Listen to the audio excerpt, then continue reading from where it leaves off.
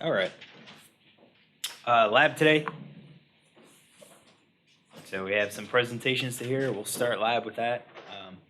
Then we'll have the word list is already posted. You can download it. I'll tell you where we go. What the quiz will go up through. We only have 2 weeks to look at specimens. All right. But as we kind of reviewed with the background information for the nematodes, the morphology is all very similar among all of the worms, and really it just kind of comes down to knowing what the different species look like. We're not going to really be able to distinguish between the different hookworms, or at least that's not going to be a focal point. It's knowing more about, yeah, this is a hookworm or not a hookworm, and so forth. So start lab around 2 o'clock. I do have a meeting at 4:30, so I'll have to leave around 4:15 to get to that meeting, and it's the end of the interview basically for our VP. Quiz is open until tonight. That is the invert host. We've got 2. I think I have the life cycle as well, so kind of go through it. Make sure you get those done. So this is where we left off. Trichuria. This is whipworm. All right, and kind of breeze through the pathology real quick. So thing with the pathology is that the heavy infections is what produces the pathology. And a big part of that, the infection, is due to the inflammation that results from the infection itself. All right, because this worm is migrating through the gut mucosa, and then it's going to create this epithelial syncytium where its anterior end is embedded. All right, and that's still just going to produce inflammation because part of its body is sticking out through that gut mucosa. There's going to be basically an open wound. So you're going to have loss of, you're going to have inflammatory response. Well, as we'll see, when you have inflammation in the gut, your gut stops doing what it's supposed to do, which is uptake nutrients and stuff, leading to dysentery, diarrhea, and so forth. You're going to have this chronic hemorrhage that results in loss of blood, so producing anemia, but because your body's constantly trying to replenish that blood, it's consuming its proteins. So you're going to see symptoms of low protein levels in the body, which would include growth retardation, inhibition of cognitive function. So you have individuals that are, let's say, they're 18 years old, but cognitively they might act like, they might only be at like age 12. Physically, they may only be like age 12 or age 10 at that point. So if you can imagine some of the images of how, and I'm going to say it, the mountain people in Appalachian Mountains, all right, if you can think about how they were portrayed, if you go back to movies of the 60s, 70s, 80s, all right, a lot of those people were depicted as having some inhibition of cognitive function, some growth retardation, so people appearing a whole lot younger than what they actually are. It's kind of protein deficiency, pretty significant protein deficiency. Now, this is all happening in the gut, but you can also reveal a toe and finger clubbing, and that's what it is. It's the tips start to swell, and they swell pretty significantly. And you could ask, well, the worm's not in that area, so why is that developing? It's a good question. We don't know, but we do know that for some reason this infection is producing like a systemic response. All right, it's affecting other aspects. If you treat the worm, that condition will go away. Now, the toe and finger clubbing isn't restricted just to whipworm infection. Other things will produce this case as well. So don't think that this is, oh, you must have whipworm because you have this. No, not necessarily. All right, and then we talked about prolapse rectum. Again, inflammation of the colon to the point where it will now lead to a prolapse. And then in heavy infections, death is possible just from all the inflammatory response, protein deficiency, and so forth. So that's whipworm. All right, we'll move on. So Trichinella spiralis. We're in a different family now, but we're still in the sticosome possessing group. All right, and these are not monophyletic. As we kind of said, they're all over. But Trichinella we present because it's the smallest nematode parasite of humans. The adult is only 1 to 3 millimeters. We do have some slides of the adults, and you'll see, wow, this is actually a pretty small nematode. So it's the smallest nematode of humans, but it's also the largest intracellular parasite. Trichinosis was the first one that went intracellular and was living intracellular. So inside a cell, single cell, it's developing. As it grows, it starts spanning multiple cells. In Trichinella, it goes into a single cell and it'll stay there. Right, and that's different. This is our first intracellular parasite. It does have an unusual life cycle, and we're going to go through it. All right, we're going to go through it. But this life cycle, the reason it's unusual is because the same host will be a definitive host and an intermediate host. And we're not saying, oh, a fish is the definitive host and then another fish is the intermediate host. No. You're going to get infected, you'll first serve as a definitive host, and then you'll be the intermediate host. So, let's go through the life cycle.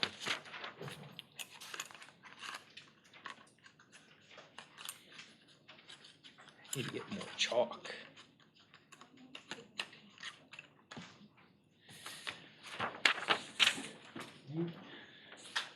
So,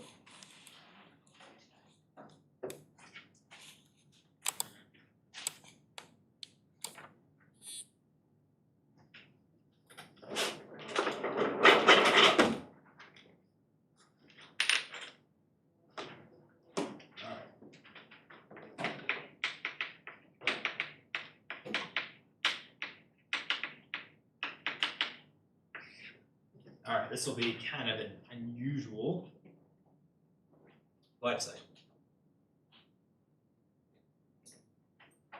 All right, so we're going to start where our host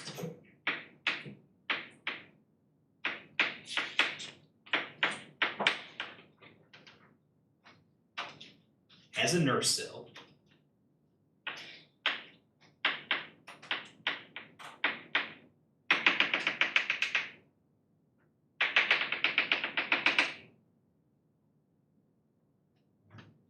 Host has a nurse cell, and that nurse cell has a J1 inside of it.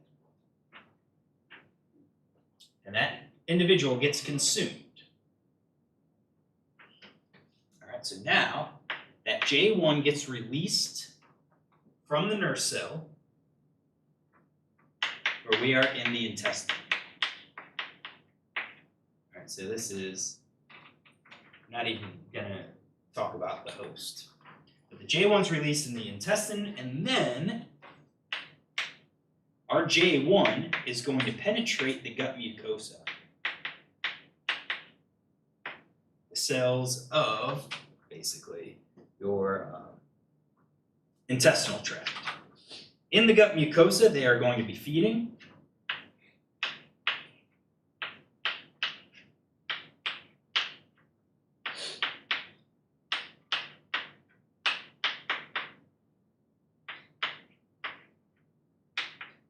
And growing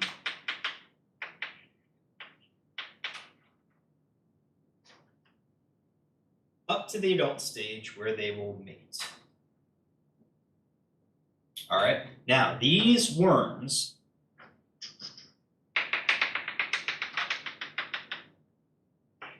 are in our cells, and they are going to be traveling through multiple cells as they feed and mature. And that's going to leave a trail of damage. They're going to stay in the cytoplasm because that is what they are feeding on. That's what they're feeding on. They'll end up growing, bolting all the way up to the adult stage, where the adults will then migrate around, move around in the gut mucosa, find an adult of the opposite sex, mate with them, all right? in which case now they will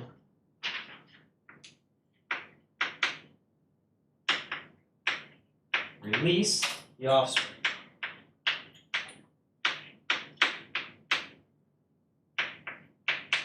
So they will mate and release J1s from the cells.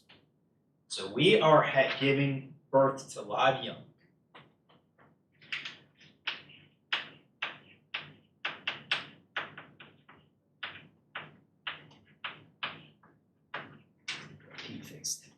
So the development is ovoviviparous.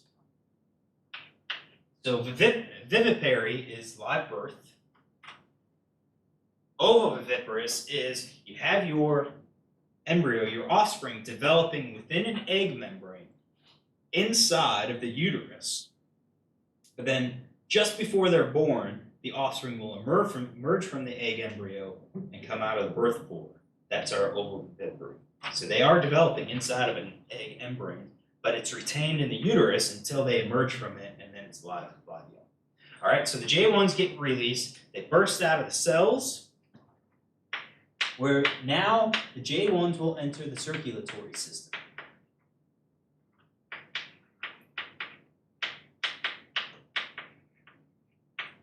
Utilize the highway of the body to travel around. Where are they going? They are going to the cells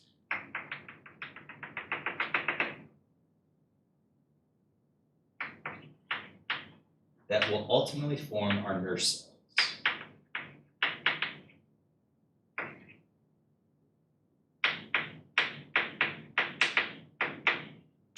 That is skeletal muscles.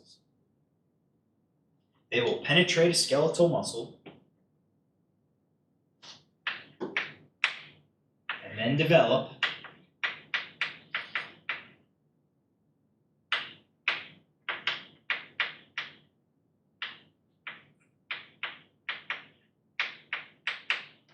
development changes occur to the cell itself to transform it into a nurse cell. Once we get to that stage, we are now infective to the next host.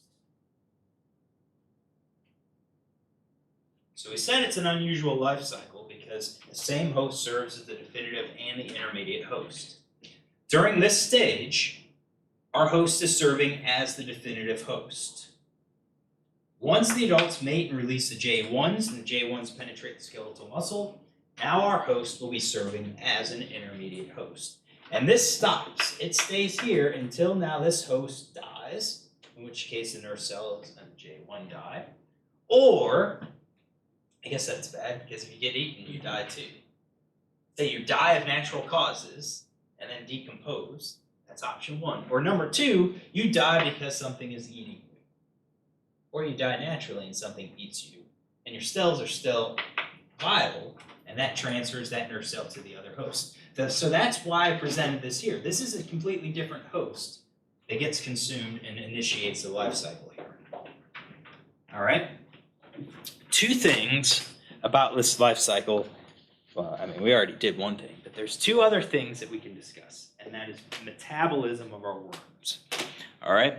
So our J1s get released, and throughout all of this stage over here, all of this, it is exhibiting aerobic respiration. What is that?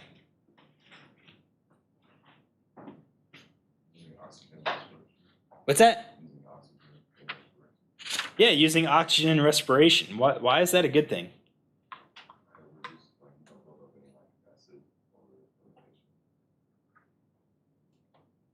Okay, so you don't build up lactic acid. Why else is that a good thing?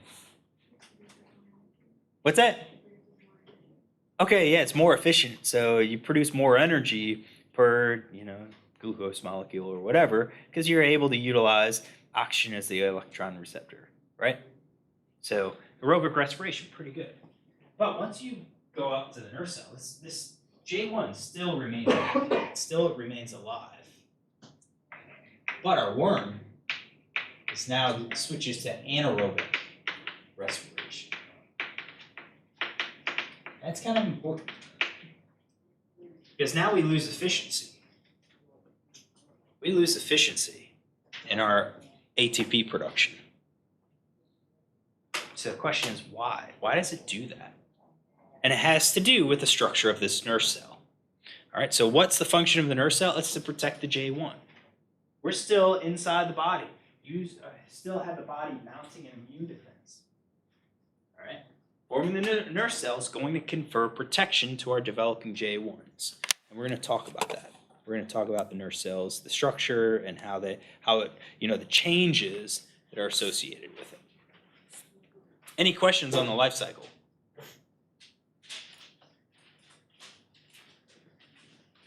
All right. So the same host served, intermediate host. This is. Do you guys stick sites here? This is sticosome possessing. There's our nurse cell. All right, what we didn't say is what hosts. What are the hosts? We didn't say. Hosts vary. It's going to be various vertebrates can serve as a host. Trichinella spiralis can utilize numerous ones. So other species of Trichinella will use different types of hosts. So the host kind of depends on the type of the life cycle, and the type is more of like the ecological type. So we can talk about a domestic life cycle, we can talk about a sylvatic temperate, sylvatic torrid, or sylvatic frigid. All right, so domestic means basically those hosts around humans where we're going to be exposed to. And this is only Trichinella spiralis. All right, it's going to utilize humans, it's going to utilize pigs, it's going to utilize rats. The sylvatic part just basically means wild animals. Wild animals. All right. Trichinella spiralis can infect them. T. britovi, T. morelli. All right, those are two other species of Trichinella that are sylvatic temperate. And what that means is basically wild animal Trichinella in temperate regions. All right, so what's our host? Usually we're going to see carnivores and scavengers. They're going to be the ones that serve as a host. Of course, humans can get it. Humans can pick it up if we eat, undercooked wild animal, like foxes, coyotes. You find it in raccoons. I'm trying to think if possums are also in there as well. Carnivores, scavengers, temperate, sylvatic. Sylvatic temperate. Sylvatic torrid is the dry regions, right? Desert-like regions. For here again, humans can get it. All right. This is only Trichinella nelsoni. All right. I'm not going to ask you for all of these different species. What are the different species of Trichinella? I'm not. We learned spiralis, but sylvatic torrid, dry area. Who's that going to be? Carnivore scavengers, and the carnivore scavengers that we're talking about are your hyenas, your jackals, all right? Some of your large cats, your large felines might serve as a host, all right? Again, it just kind of depends on what are the native carnivores and scavengers from that region. And our last one is the frigid, sylvatic frigid, so your cold area, you're talking about your Arctic foxes, Arctic polar bears, and again, humans can get it as well. So, that's why I'm saying if we just do Trichinella spiralis, humans, pigs, rats, that's what we encounter. Or since Trichinella spiralis also occurs out wild animals, you can talk about your canines, some of your felines as well. Your rodents can also serve as hosts for these. It's out there. It's common. Ready? All right, so nurse cells, that's a key part of this life cycle. Nurse cells are living cells. The cell's alive. It's still functioning. Well, it's alive. It's not functioning how it should be functioning. It's not functioning how our body wanted it to function. So our skeletal muscle basically is no longer a skeletal muscle. Instead, it's basically an incubator holding that J1. All right, so what's going to happen, our J1 penetrates into this striated muscle, and then it's going to induce a bunch of changes that remodels the striated muscle to basically nurture that J1 and protect it. All right, so what drives this are the stichocytes. How do we know that? It's because you can take stichocyte extracts and inject it into striated muscle cells. Like you can grow striated muscle cells in like a petri dish. All right, and when you inject the stichocytes contents, the extracts, you can induce these changes in the muscle itself. So we know the stichocyte secretion. The function of the stichosome in Trichinella is to change the striated muscle into a nurse cell. All right, it does this by altering gene expression. All right, so what are the changes associated with this? Number one, the myofilaments are lost. What are the myofilaments? Ask, what are myofilaments? What would you tell me? Yeah. Myofilaments? Exactly. It's the striations, right? That's what gives it the striations. Those are going to be lost. All right. Why? Because we no longer need to, contract. Basically, the worm's taking it over. Number two, cells are maintained at the G2m phase. This is the proliferative phase. So, what is the G2m phase? It's that phase in mitosis. So you have to go back to mitosis, right? Think about what happens in mitosis. If you've had cell biology, you've probably learned it's in much more detail than in the intro class. All right, but one of the things that you're going to have to do is you're going to have to divide the cellular contents before you proceed to the mitotic step, right? So at the G2m phase, you are basically at that stopping point. You are ready to divide. So at that point, nuclei have already divided. And in this case, the worms actually have it dividing twice. All right, so instead of saying two ends, that would then produce two daughter cells of 2 end each. Secretions make it divide an extra time, or replicate in extra time. So the nuclei divide twice, and they enlarge. So we are producing much more DNA in that cell. Why would that be beneficial? Why would that be beneficial? What's that? It's not going to be the food source, but we're kind of starting down some of that path. What's the purpose? More gene expression. So we are producing more template for gene expression. The more you have, the more proteins that you can make. And as part of this proteins for growth, the proteins that are used for growth of the cell are going to be upregulated. Another gene that's upregulated is collagen. The collagen synthesis genes. They're all upregulated.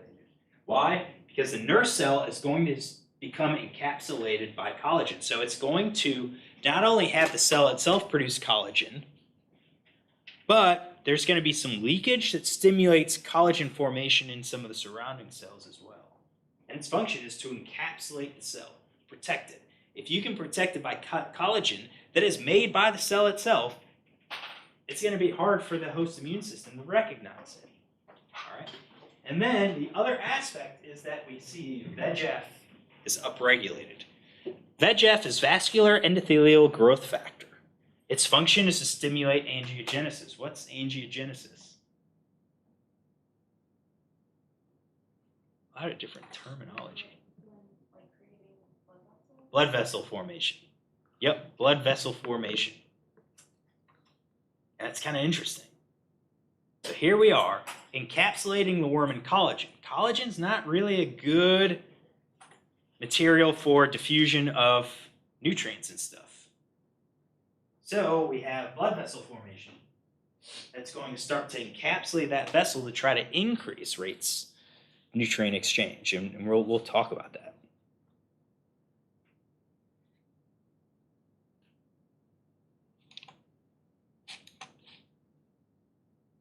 All right. So this is all that happens to create our nurse cell. And you get this cell where J1's in there, you've got a thick collagen area, and you've got these blood vessels that are surrounding it. All right. So as I said, encapsulating our worm in collagen starts to present a problem for nutrient acquisition. All right. The vascular endothelial growth factor is going to lead to blood vessel formation. The blood vessel formation that surrounds this nurse cell is a network of blood vessels. That network of blood vessels is called rete, R-E-T-E. And this is a decent diagram. It kind of demonstrates what it kind of looks like. All right, that's going to allow blood to kind of come through and take away waste. But there's a slight problem with this. Because the size of the rete, the size of these blood vessels, is larger than the size of capillaries. So they're going to be bigger in diameter than the diameter in the capillaries of our body. Now, why do we have capillaries? What's their function? To do what? Yeah, so you're saying you narrow it down, and by narrowing it down, it alters the partial pressures, which allows hemoglobin to drop its oxygen to the tissues. These rete are larger than that. So in terms of gas exchange, it's going to be hard for the hemoglobin to drop oxygen and release it to the nurse cell. That's a pretty big disadvantage. All right? And that's at least a good reason, a good explanation as to why anaerobic respiration starts to take over. You're not seeing the gas exchange. You can't get the gas exchange because the hemoglobin doesn't want to release that oxygen. All right? But there must be a benefit to this rete, and it is. Because of the size, it's going to be very good to transport nutrients and wastes. So bring nutrients to the nurse cell, take wastes away. It's very good at that. But kind of bad at gas exchange. And the response then is to switch to anaerobic respiration. Once it gets released from the nurse cell, hey, we don't have that problem. Now we can have gas exchange. Now we're going to be in an area where oxygen is abundant. Now our J1s can switch to anaerobic respiration, which is a more efficient form of ATP generation.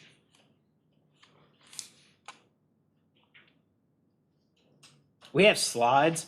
We have a whole mount of a nurse cell, and we have a cross-section of nurse cells, so you can actually see how thick the collagen is. Are we going to be able to see the blood vessels? No, not really. They don't really do well in cross-sections when they get sectioned and stuff.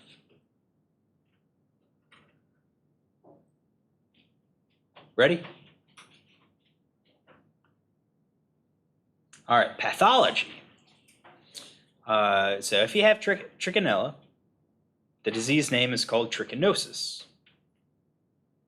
And we're going to split the pathology into 3 different phases, because the pathology is caused by different aspects of our parasite life cycle. All right. So 3 phases would be penetration and movement in the gut mucosa. That's phase 1. Phase 2 would be our larval migrations, the J1s, as they migrate through the body. And then our last phase would be, once it penetrates into that skeletal muscle, we're going to have nurse cell formation. So we're going to talk about these 3 phases. And again, this is a pretty decent conceptualized illustration of our J1s migrating through gut mucosa cells. So your adults are going to be migrating through. They're looking for a mate. And usually this is going to be undetected unless you have a heavier infection. And then the cumulative damage is going to start producing some of the symptoms of trichinosis. All right? So that movement could cause inflammation. So we're damaging the gut mucosa. We'll get inflammation. And you have the waste products also contributing to inflammation. So classic classic symptoms of inflammation would be like nausea, not feeling good, sweating, right? You're getting increased body temperature, starting to sweat to try to bring it down, vomiting, again, kind of tied to your nausea, and also diarrhea. Again, inflammation of the intestine starts to block some of its function. That includes uptake. That food's going to come out as being loose. There's our diarrhea. Right? That's kind of early symptoms. And that could be just like a common cold, too. Or potentially food poisoning. All right. Now, we are causing damage, and there is a possibility of secondary infection that develops. All right, so it might not be just Trichinella. Maybe you have a secondary infection that your body is fighting as well. All right, this phase normally ends with facial edema and fever. Facial edema, or edema in general, is just swelling. This usually occurs 5 to 7 days after the first symptoms, so you may start feeling some nausea, some sweating, not just GI distress, not feeling 100%, and then you may have kind of end with fever and maybe some what you feel is swelling in the face, where people say, "Wow, you're not looking that good." All right, why it happens like that? Don't know. I mean, we're in the gut. We're in the gut mucosa. So that's phase 1. Now our adult worms, they found a mate, they mated, and now they are producing J1s and releasing them. Now we have larval migrations producing the second phase of trichinosis. All right. This is going to be caused by damage of the J1s. The J1s are migrating around trying to find a suitable cell. All right. So they're in the circulatory system, and they're going to be migrating out of the circulatory system into muscle fibers. So you're going to have damage to the blood vessels that can occur. So you can have localized swelling that takes place, and maybe it's just minor swelling, but it would be localized to where that damage occurs. And then any other symptoms is tied to the type of tissue that it's going into. So if it gets out and starts burrowing through the tissues of the lung, you're going to cause some inflammation of the lung, potentially leading to pneumonia, so fluid buildup in the lungs. Again, possibility of secondary infection developing. You could have, if it gets out and starts burrowing through brain tissues, you form encephalitis, which is brain swelling. Goes into the ear, starts burrowing through the eardrum. Hey, that's deafness that can develop. Gets out into the eye, damages the retina, you have blindness leading, as a result of this. It's hard to predict. It's hard to predict where these guys are going to go. But if they end up in some of these places, that'll cause something more than just localized swelling. It could be somewhat, I would call this on the severe side of things. All right. Worst possibility, I don't know, all of those are bad, but there is a possibility of death. And that's because the worm gets out and starts traveling through the heart tissue. This is cardiac muscle. All right, it's not going to be serving very well as a nurse cell. They're looking for striated muscles. So they start penetrating and migrating through, burrowing through the muscle tissue, leading to inflammation. So you get inflammation of the heart, that's myocarditis, could potentially produce cardiac arrest and death of the individual.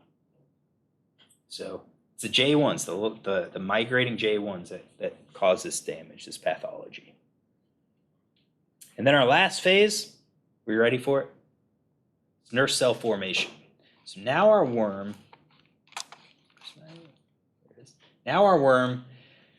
penetrates into our muscle cells. Normally, the first symptoms will be at about 10 days. All right? And what you'll normally get is intense muscle pain. Right? Gives new meaning to the term feel the burn. If you lift weights and you hear that term, think Trichinella.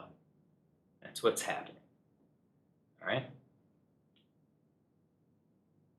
But there are some other things, because we have skeletal muscle throughout all parts of our body. All right? I like to think to feel the burn, let's say a bicep, or quad or whatever.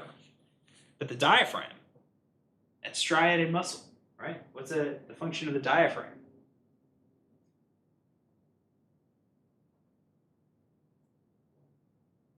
Breathing, right? Contracts, drops the thoracic cavity, negative pressure breathing, so forth. All right, so you get that. I should say, our nerve cell changes the function of that muscle cell so it can no longer contract. And if we are relying on the diaphragm to contract, to breathe, and you start getting Trichinella insisting in those muscle cells, you're now potentially changing the ability of that entire muscle group to function. So sometimes we'll see potential breathing problems as a result of this. They're in the diaphragm and you're losing muscle fibers, functional muscle fibers, you can say. All right.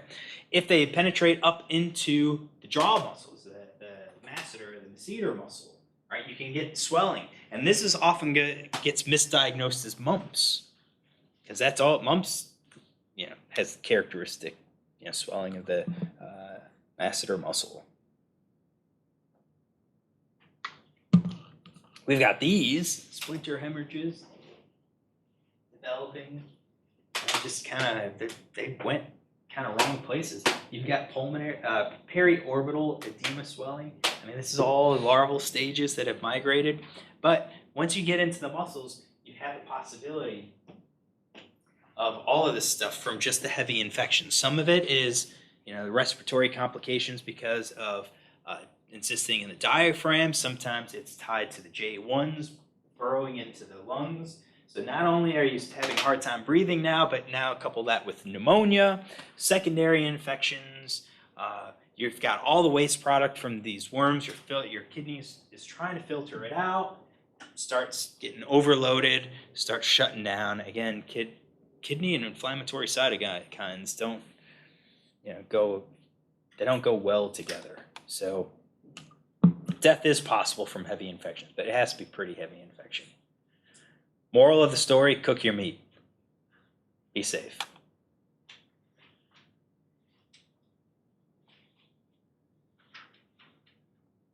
Which is, I had kind of like a rare fillet yesterday, so I'm watching. I got a week. Got a week to watch. All right, did you get this? Trichinella spiralis. All right, so those are the stichosome possessing nematodes. Let's go to the non-stichosome possessing nematodes. All right. So this is, I brought it up. Yeah, this is vertebrate host part 2, part 2-1. All right. I do have, if anyone wasn't here on Friday, I have a couple more. And you just have to remind me in lab if you needed a copy. All right, so these are GI tract residents, non-stichosome possessors. All right. And I broke down, part 1 is just going to be hookworms. It's just going to be hookworms.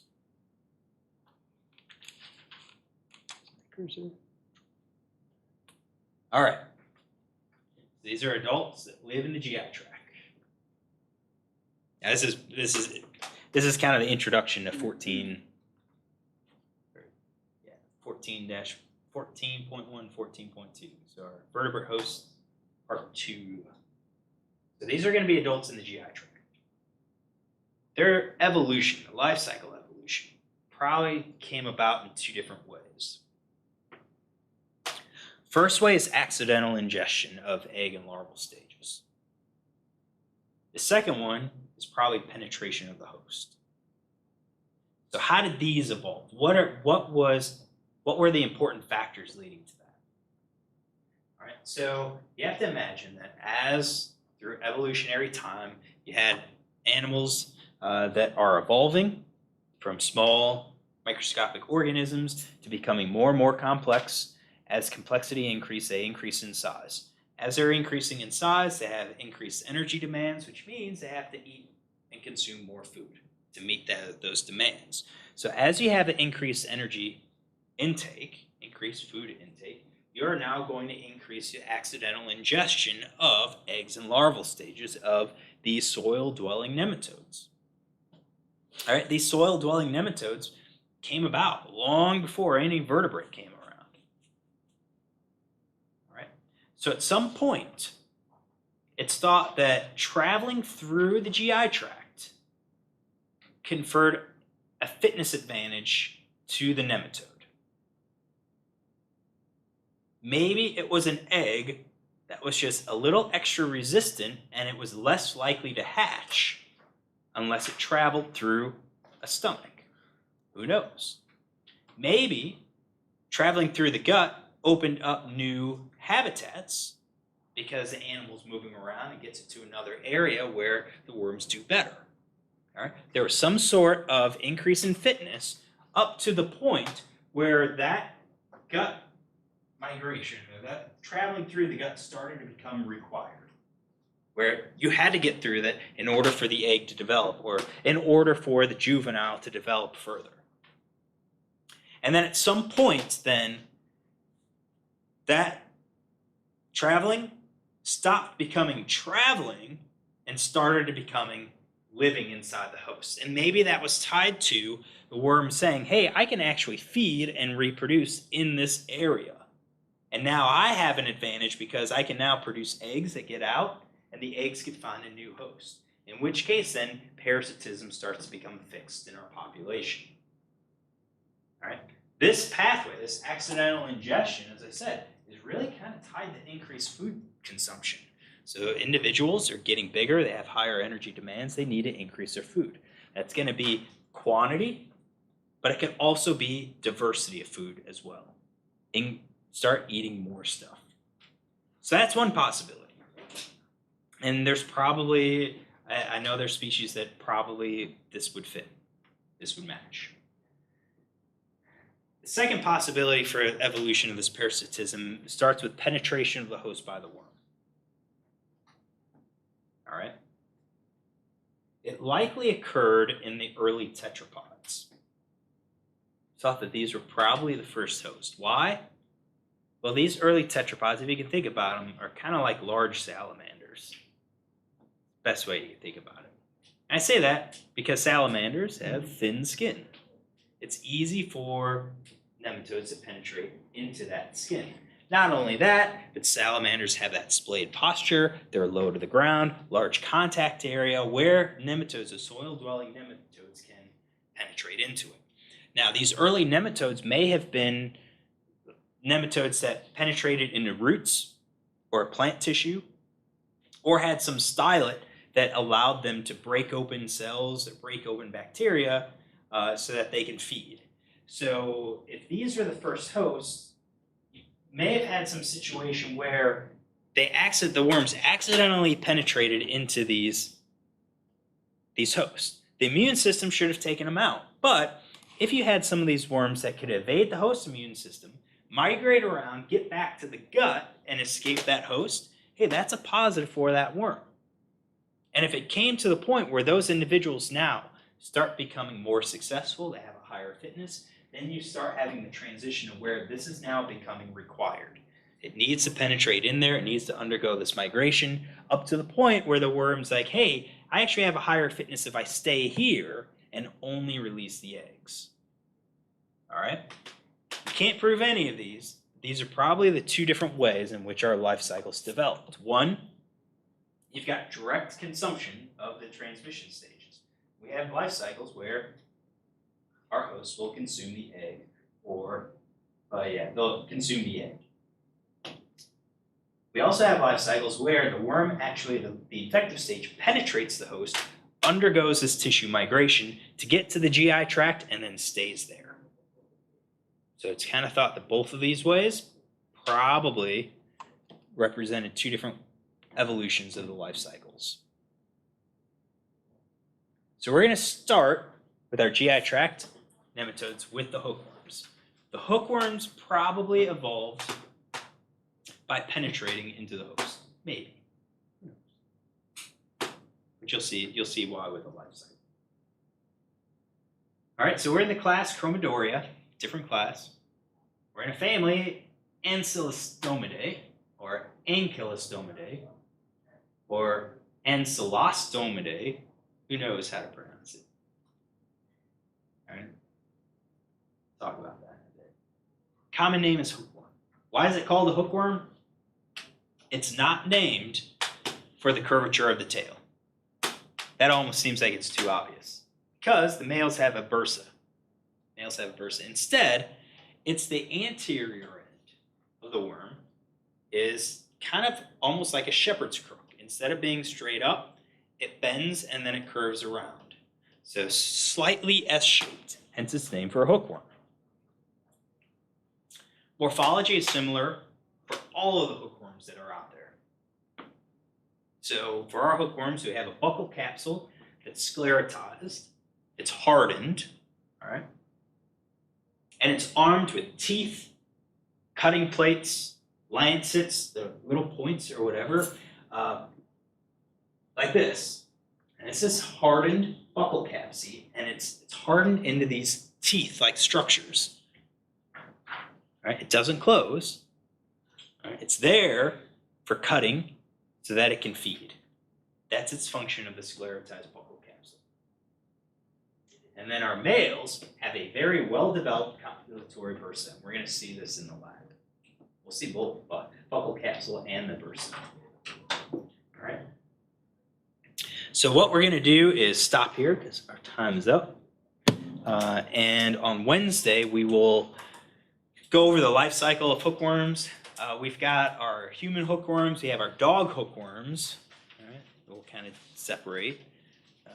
And then after this presentation, we'll deal with the non-hookworm GI tract residents, which will be pinworm, ascaris, and camellanus. I think that's it. I think those are the three. All right. Cook that meat. Yep. So this quiz that we just finished, or the material, I have not posted it. What day would you prefer it?